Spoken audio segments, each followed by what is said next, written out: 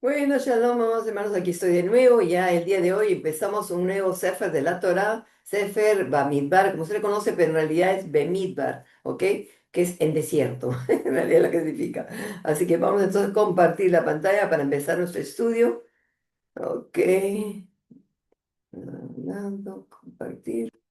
Vamos a sacar las cosas son importantes y desde la diapositiva actual. Ok. Esta clase del inicio del Sefer de Midbar o Bamidbar, que es también como se conoce, le he puesto el título Señales de Jacob. Así que vamos a ver de qué se trata esta clase, ¿ok? Pero bueno, primero, como siempre, vamos a hacer nuestra oración. Baruch atah Adonai Eloheinu melech haolam, asher kidishanu be'emim botav be'simanu la'asov b'divei Torah. Bendito eres tú, eterno Elohim del universo, que nos santificas en tus mandamientos y nos has ordenado ocuparnos las palabras de la Torah. Beshem Yeshua Meshicheinu, amén, ve amén. Ok. Vamos entonces. Comenzamos a leer el primer verso. En el día primero del mes segundo, en el segundo año de su éxodo de la tierra de Egipto, estando en el desierto de Sinai, habló Hashem a Moisés en la tienda de reunión diciendo, dice, Vaidaber Hashem el Moshe, y habló Hashem a Moshe, Bemidbar, ¿ves? Bemidbar, no es Bamidbar. Bemidbar. Por eso que, acuérdense que los nombres de la parashot siempre salen de la primer el verso, ¿ok? Entonces aquí este es Bemidbar, pero se le conoce como Bamidbar en el desierto. Pero Bemidbar es diferente. Bamidbar es en el desierto, mientras que Bemidbar es en desierto, ¿ok? En desierto Sinai, Be Ogel Moed, en la tienda de testimonio. Behat la Hodesh Hasheni, el primero del mes del segundo, Bashanat. Dice Hashenit, del segundo año. Letzetem me eres Misraim, de la salida, del segundo año de la salida de Egipto, de la tierra de Egipto, diciendo. Ok, entonces, vamos a ver. Ok, acá este es un comentario, es un cifre, dice así. El Señor habló a Moisés en el desierto de Sinaí, el segundo año después de la salida de la tierra de Egipto, en el primer mes, que sabemos que es Nisan, diciendo, ok, 9:1. Este versículo alaba a Israel por haber acampado ante el monte Sinaí. Vamos a leer 9:1 para ver de qué se trata, porque si no leemos 9:1 no podemos continuar explicando, ok, lo que está diciendo acá el comentario. 9:1 dice, en el segundo en el año segundo de su salida de la tierra de Egipto, en el mes primero habló Hashem a Moisés en el desierto de Sinaí diciendo, bueno, lo mismo, ¿no? Ok, este versículo alaba a Israel por haber acampado ante el monte Sinaí durante 11 meses y enseña que no hay un antes ni un después, es decir, un orden cronológico. En la Torá, obviamente.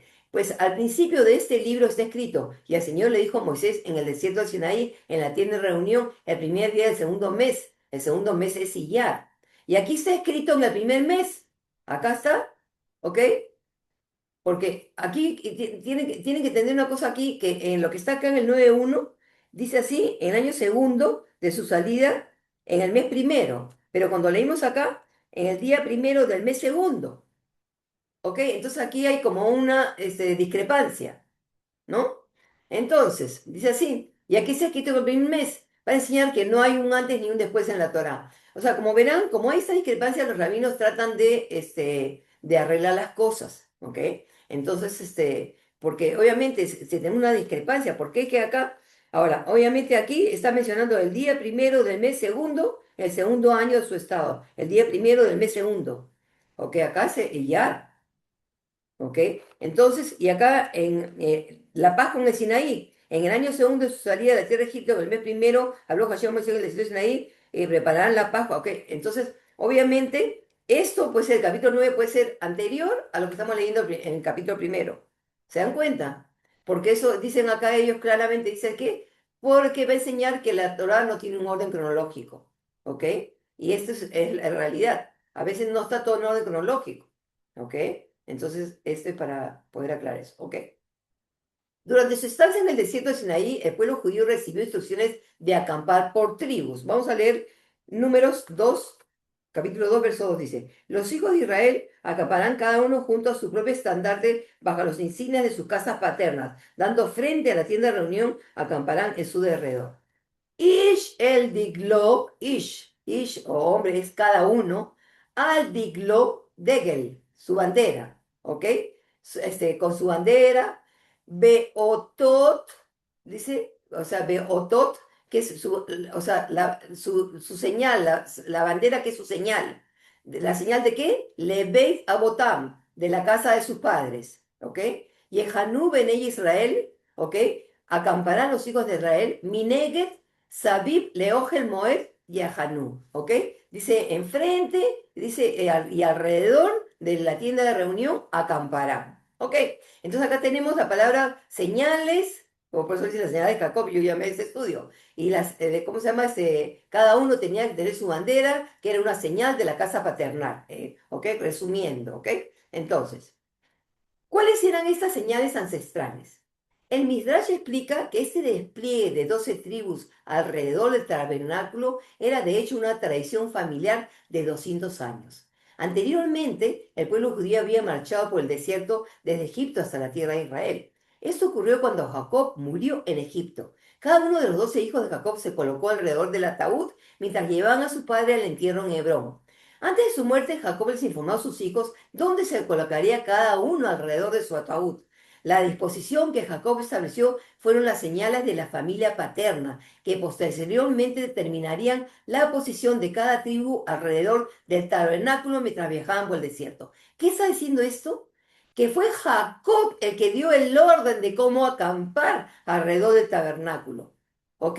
Quiero que vean aquí. Nosotros cuando leemos acá, vamos a ir a Génesis 49, cuando Jacob antes de morir, ¿ok?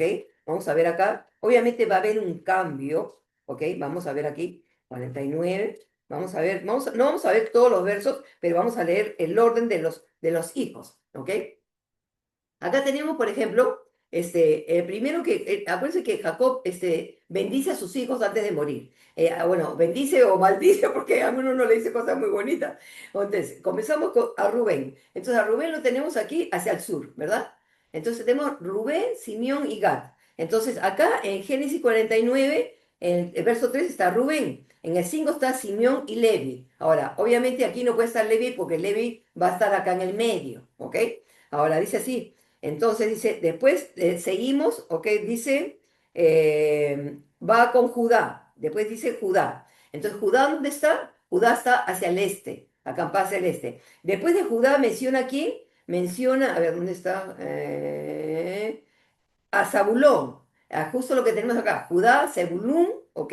Y después de Zebulón, ¿qué vemos? En el verso 14, Zebulún está en el verso 13, ¿ok? El 14, Isaacar, o sea que ahí los tenemos juntos, Judá, Isaacar, Zebulón, ¿ok? Seguimos. Después viene Dan, en el verso 16. ¿Dan dónde está? Dan está en el norte, Dan está con Asher Naftali, pero acá sí tenemos un problema, ¿ok?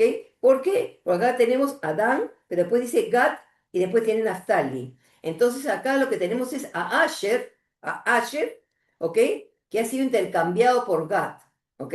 ¿Se dan cuenta? Acá debió estar Gad y acá es donde debería haber estado, no, mejor dicho, aquí es, ok, Dan, Gad y Neftali. Dan, Gad y Naftali, pero sin embargo acá vemos a Gad, ¿ok? Entonces, seguimos ahora. Después viene José. José, que sabemos que sus hijos son, ¿qué cosa es? Efraín y Manase, ¿ok? Y obviamente acá, por ejemplo, habla de José en el verso 22, y solamente habla de José, y después del 27 habla de Benjamín, que sabemos que es el otro hermano de Joseph.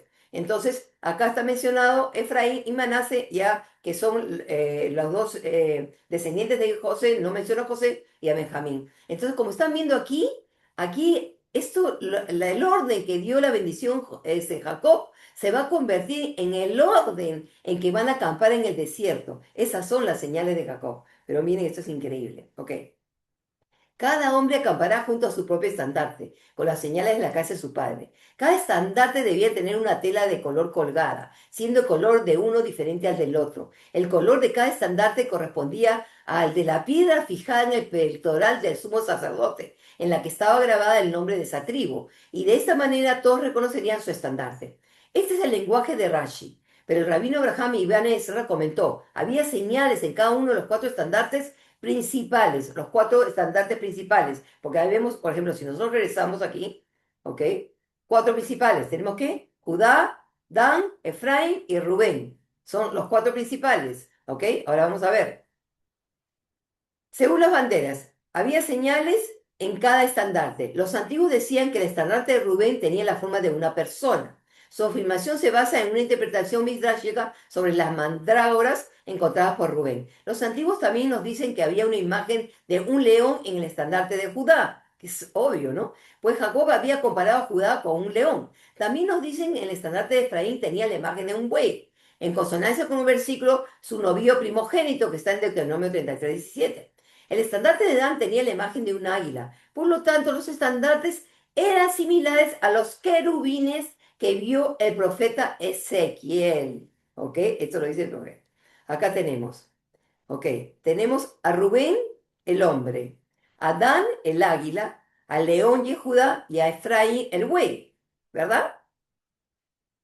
Acá lo tenemos claramente, pero acá vamos a ver que hay un problema.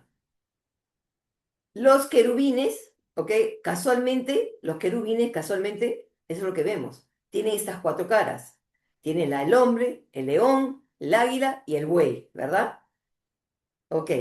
Pero sin embargo, cuando nosotros vamos más adelante, en Yehezkel, en Ezequiel, cuando habla, ¿ok? De estas hayot o estos, así le llama, hayot, seres vivientes, digamos una cosa así, vamos a ver que acá hay un cambio, ¿ok? Esto es profecía, amados hermanos. Cuando hay cambios, hay profecía. Ezequiel, ayer, y ahorita voy a aplastar todo esto lo que pasó antes. Ok, vamos a ver, Ezequiel 10:14, dice así, ahora bien, cada uno tenía cuatro caras, la primera era el rostro de querubín, la segunda el rostro de hombre, la tercera de león y la cuarta de águila, perdón. Dice, Bearba Panim Leejat, y tenía cada uno cuatro caras, ¿ok?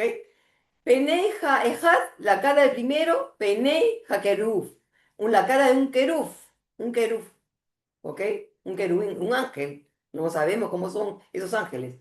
Él dice, el segundo, Upenei Hasheni, Penei Adam. Y el segundo era la cara de un hombre. Dice Hashlishi, el tercero, Penei, dice Aryeh, la cara de un león, el tercero. Beharbi, Penei Nasher. Y el cuarto, un águila.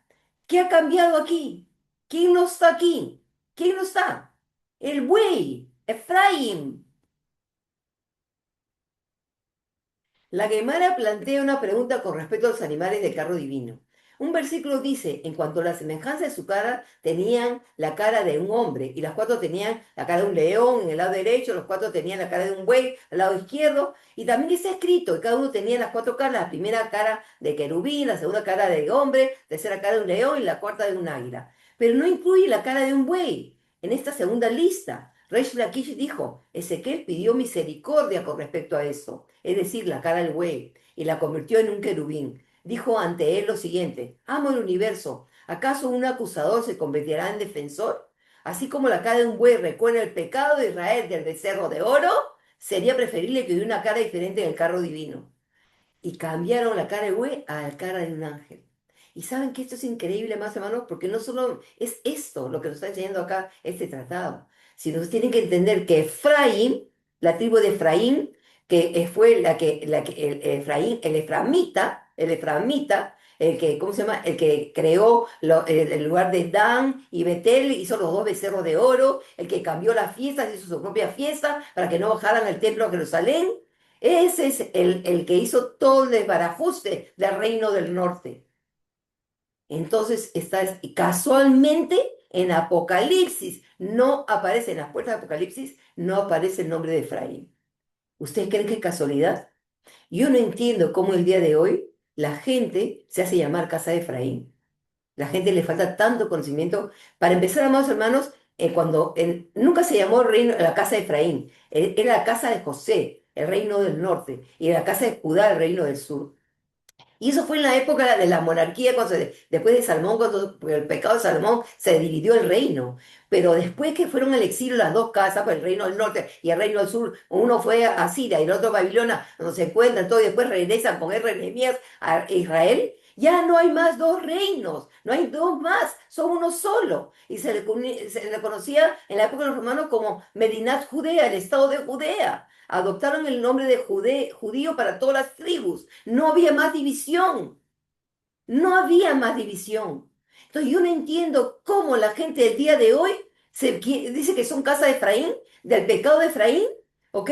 Del que hizo su propia fiesta y justamente ellos son los que cambian la fiesta por no tener nada que ver con los judíos. Me disculpan mis amados hermanos, yo hace tiempo que no hablo de esto, pero como estoy en esta enseñanza, acá están las pruebas, acá están las pruebas. Si no hay unidad, Yeshua le oró al Padre, Padre, te pido que sean uno como tú y yo somos uno. Padre, te pido que sean uno como tú. Pablo dice, hay un solo Elohim, un solo Mesías, una sola fe, un solo pueblo. Ayer se rompió la pared de división, un solo pueblo. No estamos divididos. Yeshua dijo que una casa dividida no se sostendrá a sí misma. Y estamos trayendo caos al reino del Eterno, haciendo división. Es bien triste, amados hermanos. Así que ahí entienden, es una cosa increíble. Bueno, seguimos. ¿Por qué las tribus necesitaban campamentos separados? ¿Ok? Si se puede ser, está hablando de unidad. ¿Acaso un campamento integrado no propiciaría una mayor unidad nacional? ¿Y por qué fue Jacob quien determinó las formaciones tribales en el desierto? Encontramos que la Torá se asocia tanto con Jacob como con Moisés, como dice. Vamos a ver acá. Dice, Torah Sivá Lanu Moshe, la Torah que nos ordenó a nosotros Moshe. Dice, Morashá Kehilat Yaakov, la herencia de la congregación de la asamblea de Jacob. ¿Ok? Así que acá está relacionado Jacob con Moisés. ¿Ok? Entonces, seguimos ahora. Moisés nos encargó la Torá como herencia para la congregación de Israel o de Jacob, porque si nosotros vemos anteriormente acá en hebreo, Yaakov, dice Yaakov, no dice Israel, pero sabemos que Jacob e Israel es lo mismo, ¿verdad? Ok, es herencia para todas las congregaciones de Jacob, pues quien se dedica a ella por amor a ella es digno de la herencia de Jacob, como se afirma. Entonces hallarás tu gozo en el Señor y haré que te deleites en la herencia de tu padre Jacob. Eso está en Isaías 58, 14. ¿Ok? Es de Midas Tanjuma de Besot la Parashá, Besot Ha Beraja. Ok, la Torá en sí misma es unificada. Habrá una sola Torá y una sola ley para vosotros. Números 15 y 6 también dice para el extranjero. Dentro de la Torá no hay divisiones, no hay lugar para caminos divergentes. La Torá refleja el alma interior, que es indivisible. Así, en el centro del campamento, en el desierto, se alzaba la única tienda de comunión, el punto focal de las instrucciones de Elohim a su pueblo. Ahí estaban los Kohanim, ahí estaba Moshe, el que enseñaba la Torá, todo eso. La receptividad natural del alma a la Torá, por otro lado, depende del carácter y los rasgos de personalidad individuales. ¿Ok? Obviamente, cada individuo es diferente. Aquí existen numerosos caminos en estos aspectos externos, en las formas en que elegimos acercarnos a ella. Obviamente, hay una sola Torah, pero cada uno toma de una forma diferente, ¿ok? O la asume de una forma diferente, la absorbe, la guarda, en fin, todos tenemos un diferente nivel en lo que respecta a la Torah, ¿verdad? Ok, entonces el Romano dice así, pues así como cada uno de nosotros tiene un solo cuerpo con muchos miembros y no todos estos miembros desempeñan la misma función, también nosotros, siendo muchos, formamos un solo cuerpo, un Mashiach, y cada miembro está unido a todos los demás. Es lo que dije, amados hermanos, ahí está en Romanos, somos solo un solo cuerpo, una fe, un solo Mashiach, no hay división, amados hermanos, no hay división. Entonces, ¿por qué es que se ordenó a Israel acampar o sea, si debería ser todo unido, ¿por qué no estaban todos mezclados? ¿Por qué? Por la razón de que se repartiría la tierra.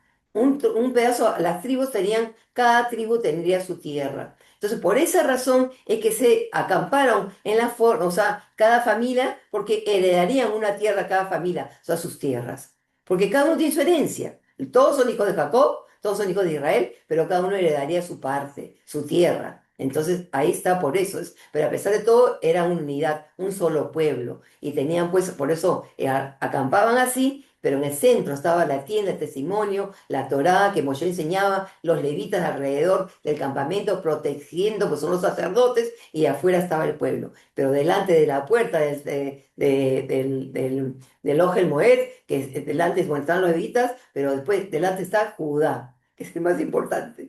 Así que bueno, se acercó la cámara, así me hace esta cámara, de lejos se acerca, hace esto, en fin. Pero bueno, entonces ahí tienen pues una explicación, de verdad, de cosas un poco como discrepantes que encontramos en la Torá, pero todo tiene una explicación que son las que nos dan los jajamín, los rabinos de Israel. Así que espero, pues, amados hermanos, que yo no hago las cosas para ofenderlos, sino la única intención que tiene Mariela es ayudarlos a mejorar, a ser mejores personas, a estar unidos, a amar al pueblo judío al que le debemos tanto, porque ¿saben qué cosa? Esa separación del pueblo judío es antisemitismo. Miren cómo está el mundo, amados hermanos. El antisemitismo está creciendo al tope, pero no puede existir en todos los creyentes. No podemos tener ese sentimiento en contra de los judíos. A ellos le debemos todo. Piensen esto, nuestro Mashiach es el rey de Judá, es el judío de los judíos. Es increíble, amados hermanos, increíble. Y todos los apóstoles fueron judíos. Todos hemos recibido de ellos. Hemos recibido la Torá, la fe, el Mashiach, todo. ¿Y por qué queremos vernos separados de ellos?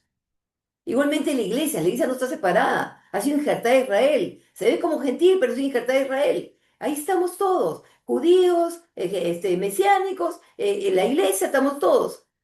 No nos veamos separados, amados hermanos. Y es hora que realmente que estemos unidos como tanto Yeshua pidió al Padre. Seamos uno, amados hermanos. Porque él también dijo, tengo otras ovejas que también las tengo que traer a este redil. Es un solo redil de ovejas que tiene Yeshua, amados hermanos. Así que, bueno, en fin, pero hayan disfrutado, como siempre, gracias por los que nos apoyan, gracias por sus oraciones y por favor, como siempre les digo, compartan los videos. Será hasta la próxima, que el Eterno me los bendiga y los guarde. Shalom Alejem, y tengan un bendecido Shabbat.